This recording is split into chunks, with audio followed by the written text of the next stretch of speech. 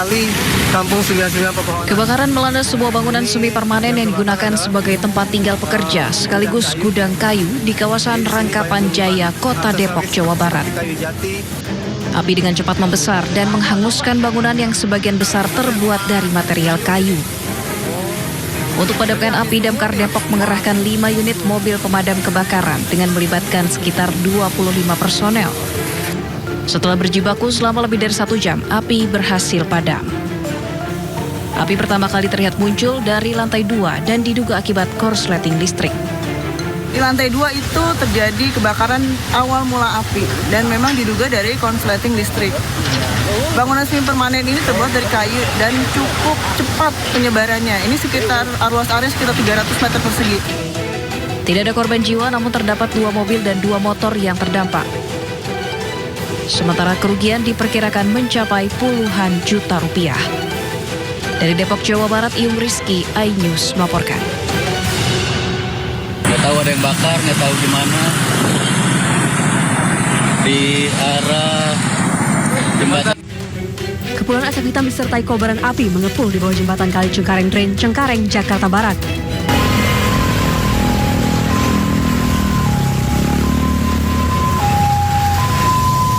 Warga panik karena api terus membesar, bahkan mengganggu pengguna jalan. Api diduga berasal dari kabel internet dan menyambar kabel listrik. Penyebabnya diduga korsleting listrik. Pipa. Udah ada apinya nih, nggak ada nih. Astagfirullahaladzim, ya Allah. Kobaran api bisa dipadamkan setelah 1 mobil pemadam dikerahkan ke lokasi. Kabel yang terbakar langsung diperbaiki oleh petugas internet. Dari Jakarta, Bita Gani melaporkan.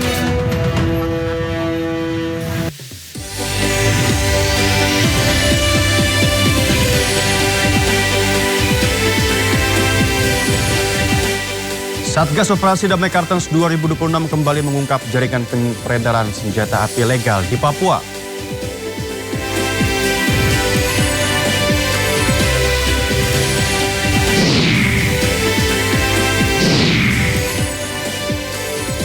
Jampitsus Febri Adriansyah mengakui rumah di Sentul yang digeledah Kortas Tipikor Polri adalah rumah pribadinya.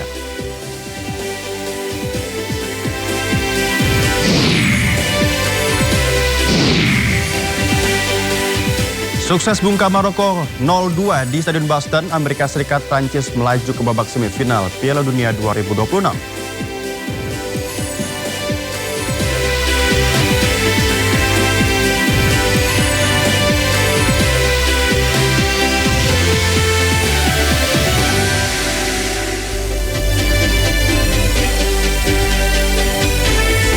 Halo pemirsa, selamat malam. Sindo Malam hadir dengan beragam informasi terkini tanah air serta mancanegara. Bersama saya Nova Zakwan, inilah Sindo Malam selengkapnya.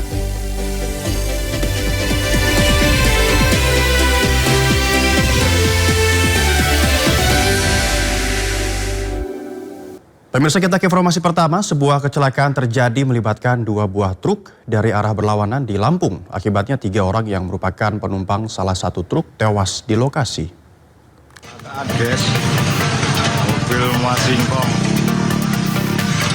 Kecelakaan maut melibatkan 2 kendaraan truk dan sepeda motor terjadi di kawasan Jalan Lintas Timur Sumatera di kawasan Desa Penawarejo, Kabupaten Tulang Bawang, Lampung.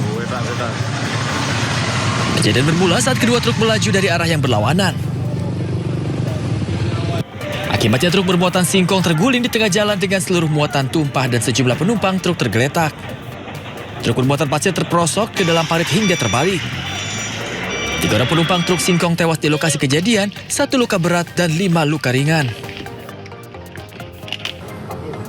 Seluruh korban insiden ini pun dievakuasi ke Rumah Sakit Mutiara Bunda. Pihak kepolisian masih melakukan penyelidikan dan memeriksa sejumlah saksi guna mengetahui penyebab pasti kecelakaan. Sementara kendaraan yang terlibat kecelakaan dievakuasi dengan menggunakan bantuan alat berat. Dari Tulang Bawang, Lampung, Ahmad Lutfi Rosyadi, iNews melaporkan. Petugas diduga terlambat menutup palang pintu sebuah truk box ditabrak kereta di Nganjuk, Jawa Timur, pemirsa. Akibatnya sopir truk tewas dan seorang pengendara motor luka tertimpa oleh truk.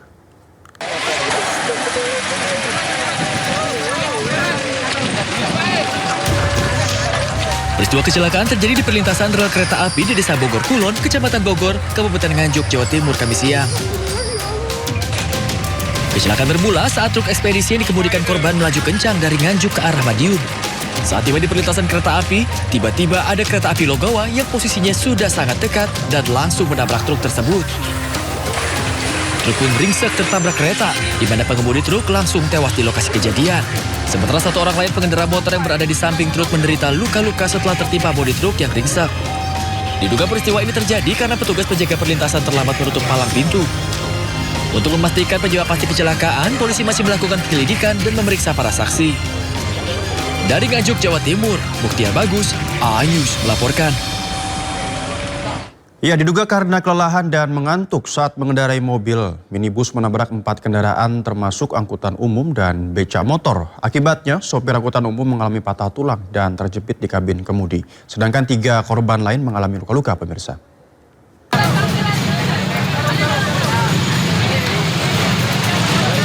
Kecelakaan beruntun melibatkan minibus dan 4 kendaraan lain termasuk angkutan umum dan becak motor terjadi di Jalan Poros Goa, Takalar, Kabupaten Goa, Sulawesi Selatan.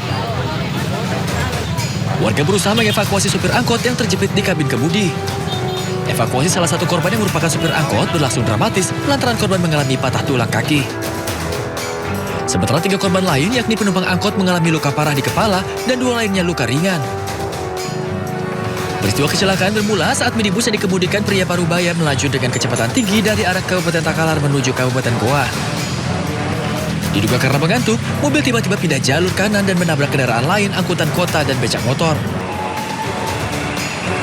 Mobil penumpang jenis Xenia bergerak dari arah Takalar ke Kabupaten Goa, diduga mengalami kelelahan di jalur kanan sehingga menyerempet 3 buah kendaraan yang dari arah Sidoarjo ke Takalar. Ada korban, Pak? Untuk korban sudah kita evakuasi ke Puskesmas Bading untuk mendapatkan pertolongan medis. Kasus kecelakaan ini pun kini ditangani petugas unit Gakum Satlantas Polresta Goa, Sulawesi Selatan. Guna penyelidikan, 5 kendaraan dibawa ke posko unit Gakum Satlantas Polresta Goa sebagai barang bukti. Dari Kabupaten Goa, Sulawesi Selatan, Bukma, A-News melaporkan. Pemirsa, ugal-ugalan di jalan, 2 motor yang dikendarai remaja adu banteng di kawasan Cakung, Jakarta Timur. Nas, pemotor di lain belakangnya juga ikut terlibat kecelakaan hingga 5 orang terluka, termasuk anak-anak.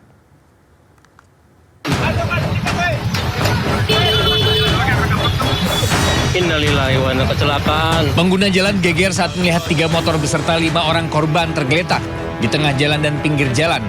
Jalan Raya Cakung Cilincing, Kecamatan Cakung, Jakarta Timur. Petugas Satpol PP yang datang ke lokasi segera mengatur jalan dan meminta bantuan ambulans untuk mengevakuasi para korban. Kecelakaan berawal dari aksi kebut-kebutan pemotor yang dikendarai remaja. Saat tiba di lokasi, pengendara tidak mampu mengendalikan kecepatannya hingga terlibat adu banteng dengan pemotor dari arah berlawanan. Naas, 1 kendaraan lain yang berada di belakangnya tak sempat mengerem hingga menabrak 2 sepeda motor yang sebelumnya mengalami adu banteng. Saat ini 5 korban termasuk anak-anak menjalani perawatan di rumah sakit. Sementara 1 diantaranya mengalami luka berat dan harus menjalani perawatan intensif. Dari Jakarta, Rio Manik, A-News melaporkan. Viral komplotan begal bersenjata tajam, serang dan curi motor warga di Cianjur, Jawa Barat, pemirsa. 4 pelaku berhasil diamankan, diantaranya 3 orang anak masih di bawah umur dan 1 lainnya dewasa. Tidak ada korban jiwa maupun luka dalam kejadian tersebut.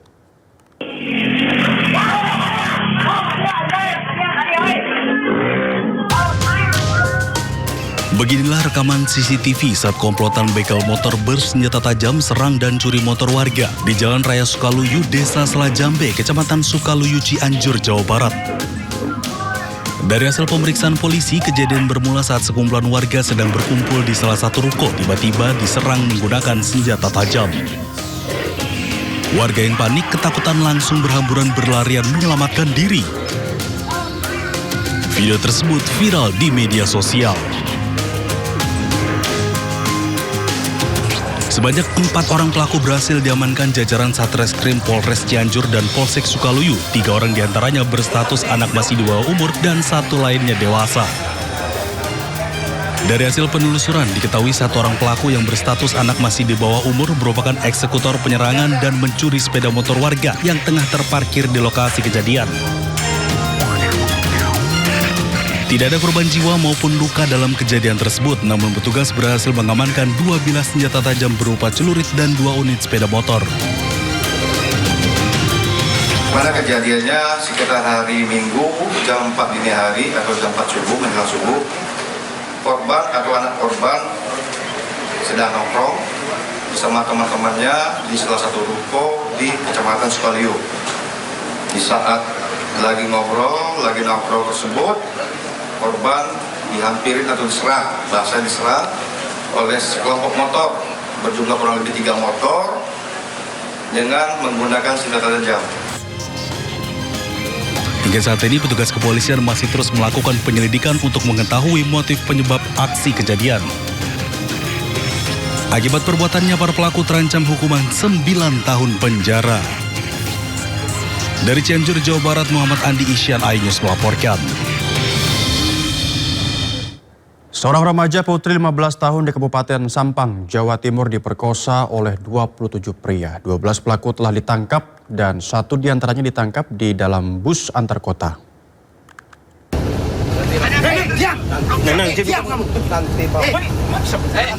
Salah satu pelaku pemerkosaan terhadap remaja putri 15 tahun ditangkap oleh anggota kepolisian Polres Sampang di dalam bus antar kota di wilayah Bangkalan saat hendak kabur keluar kota. Kejadian bermula pada bulan Februari lalu saat korban tengah sendirian di sebuah taman di kawasan Sampang untuk menunggu kedatangan temannya. Sekelompok pelaku tiba-tiba menghampiri korban dengan membujuk rayu korban. Korban juga sempat dicekoki minuman keras hingga diperkosa di 3 lokasi berbeda. Jumlah pelaku perkosaan 27 orang. 12 pelaku telah ditangkap sementara 15 orang lainnya masih dalam pengejaran petugas. Juli kita dapatkan, kita tangkap lagi 5 orang. Salah satunya perjalanan menuju Surabaya ditangkap di Bangkalan. Jadi yang sudah kita tangkap ada 12 orang. Selanjutnya mereka melakukan pencabulan ini sebanyak 6 kali. Nah, 6 kali di sini di bulan Februari sebanyak 3 kali, bulan Mei 2 kali, bulan Juni 1 kali. Atas perbuatannya, para pelaku terancam hukuman maksimal 12 tahun penjara.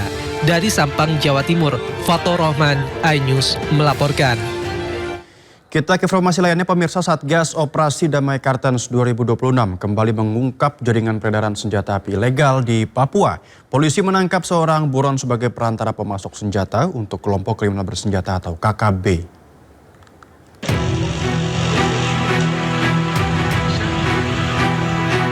Tim Satgas Gakum Operasi Damai Kartens menangkap seorang pria di depan Rumah Sakit Angkatan Laut Kota Jayapura tanpa perlawanan.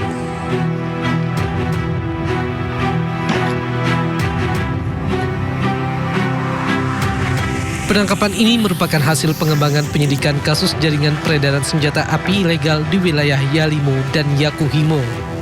Polisi menyebut terduga berperan sebagai perantara dalam transaksi senjata api ilegal.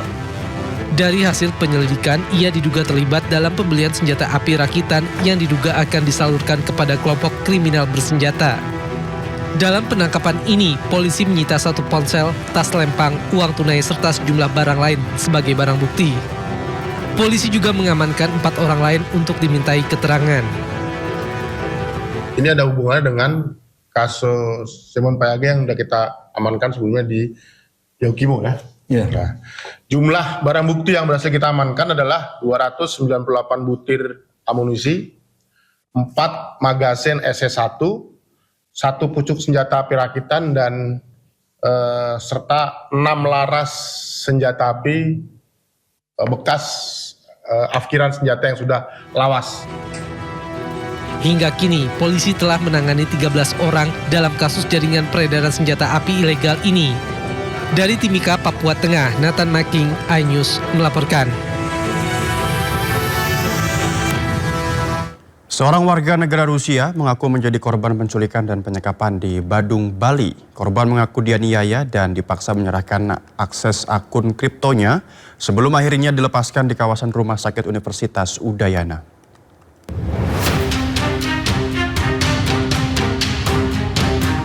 Kasus berawal saat korban pulang dari tempat kerjanya di kawasan Nusa Dua pada Kamis 2 Juli lalu. Di tengah perjalanan, korban diadang sebuah mobil berwarna hitam. Dua pria bermasker disebut langsung menarik korban dan membawa ke lokasi yang tidak diketahui. Selama disekap, korban mengaku mengalami kekerasan fisik dan diintimidasi agar menyerahkan kata kunci dompet digital serta akun kripto miliknya. When I back to my home on the way, the black car is blocked my way, and when I stopped, that prevent the crash. Two guys go out from car and catch me and put the black bag to my head, and use the plastic bracelets. So you cannot see anything? No, I just see two people. I know it was at least 4 in the car. Terkait laporan tersebut, Polda Bali masih melakukan serangkaian penyelidikan. Saat ini anggota kita masih turun ke TKP, masih tetap melakukan lidik, kemudian berupaya untuk mendalami siapa pelaku dari hasil seladam pembicaraan di handphone maupun dari hasil analisa CCTV. Polisi juga masih menyelidiki identitas para pelaku, motif penculikan, lokasi penyekapan, serta dugaan pemerasan terhadap warga negara Rusia tersebut. Dari Jakarta dan Denpasar, Indira Ari, Camar Haenda, iNews melaporkan.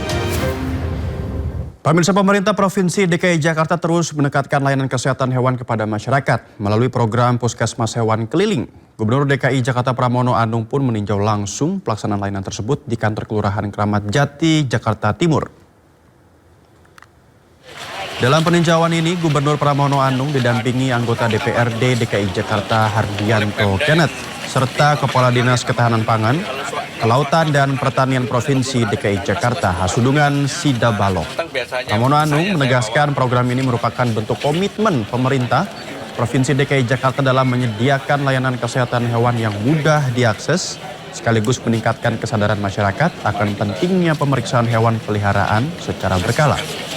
Puskesmas Hewan Keliling menyediakan berbagai layanan bagi hewan peliharaan warga, mulai dari pemeriksaan kesehatan, konsultasi dengan dokter hewan, hingga vaksinasi dan sterilisasi.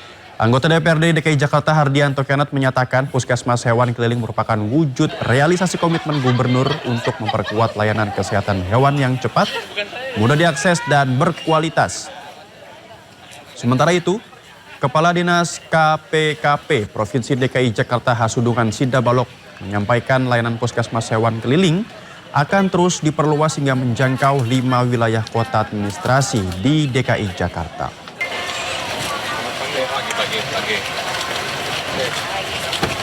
Aktivitas mobil klinik hewan ini, saya yakin ini merupakan modal sosial yang luar biasa bagi Jakarta untuk mempertahankan sebagai bebas rabies dan sekaligus menjadi kota global, kota pusat perekonomian dan ibu kota negara. Yang terakhir, saya mengajak seluruh masyarakat untuk memanfaatkan layanan ini sebaik-baiknya, karena ini merupakan terobosan baru dan mungkin baru pertama kali ada di Indonesia, pertama kali ada di Jakarta, karena memang kami ingin Jakarta adalah kota yang ramah hewan, apapun hewan itu. Nya nanti kita akan sebar di 5 wilayah. Jadi satu wilayah kota akan beroperasi satu mobil pelayanan hewan veteriner keliling ini. Nanti akan beroperasi selama 6 hari. Senin sampai dengan Sabtu, khusus untuk hari Sabtu setengah hari. Nanti kita juga sudah melaksanakan kajian dulu terlebih dahulu, kriterianya di mana kira-kira mereka nanti beroperasi. Karena kami ingin agar nanti jumlah pasien di masing-masing unit ini banyak. Jadi ada nanti prioritas, cukup prioritas, dan sangat prioritas. Jadi kita tentukan nanti yang sangat prioritas. Pemirsa, Dewan Pimpinan Pusat Partai Perindo melakukan audiensi dengan Badan Penyelenggara Jaminan Produk Halal guna menjalin kerjasama dalam mempercepat sertifikasi halal bagi pelaku UMKM binaan. Langkah ini menjadi bagian dari strategi Partai Perindo dalam mendorong pelaku usaha mikro, kecil dan menengah agar naik kelas dan memiliki daya saing yang lebih kuat.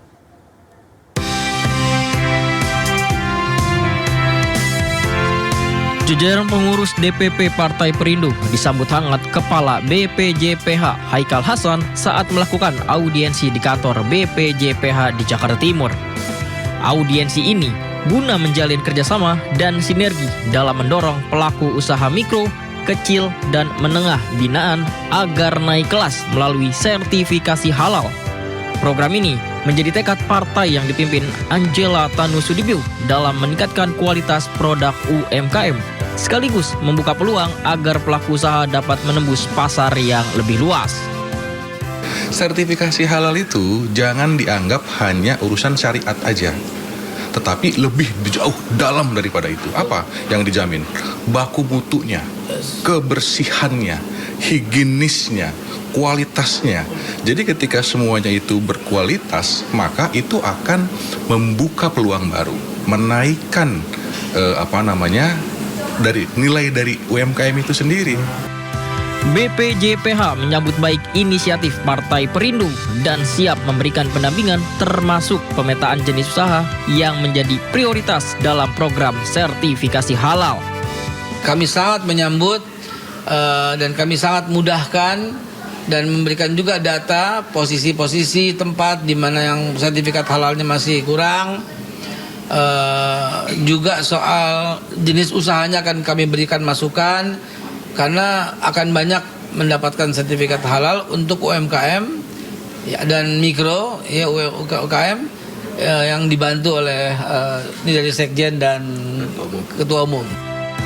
Selain memberikan kepastian bagi konsumen, sertifikasi halal dinilai mampu meningkatkan kepercayaan pasar sehingga berpotensi mendongkrak daya saing sekaligus omset pelaku UMKM. Dari Jakarta, Givo Morisco, Yudi Richard, iNews melaporkan. Pemirsa, polisi pamerkan barang bukti hasil penggeledahan di 13 titik termasuk di rumah Jampitsus Febri Ardiansyah. Informasi lengkapnya usai jeda, tetap di Sindo Malam.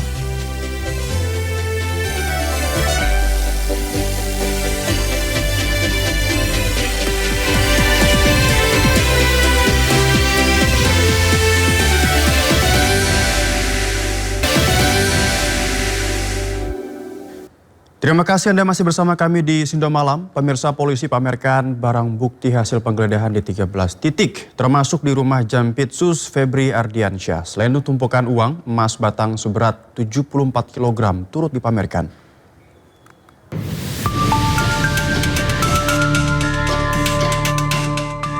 Tiga 13 lokasi telah digeledah polisi terkait penyidikan kasus dugaan tindak pidana pencucian uang. Sejumlah barang bukti berhasil diamankan polisi dan mulai dipamerkan di gedung promoter Polda Metro Jaya. Selain tumpukan uang tunai dalam pecahan rupiah, dolar Amerika Serikat, dan dolar Singapura, barang bukti berupa emas batangan juga turut dipajang. Emas seberat 74 kg sebelumnya disita dari rumah Jampitsus Febri Ardiansyah di kawasan Sentul, Bogor. Selain tumpukan batangan emas, tampak dipajang belasan kotak kontainer berisi berbagai barang bukti, termasuk 2 buah layar komputer.